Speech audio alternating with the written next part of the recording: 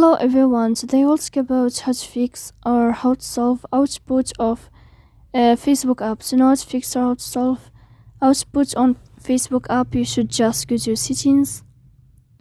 After that you can click on apps, default apps, app settings.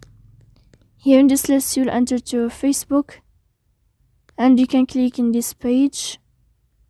As you see here, you will go to this page. Then this list of app info, you can click on first stop and you can click OK. Here we'll enter to storage. Then you can click clear cache. Don't click clear data because that can cause you errors in your app. In the end, you can turn off your phone and you can wait a moment to turn on your phone again. So please don't forget to support us by like and subscribe.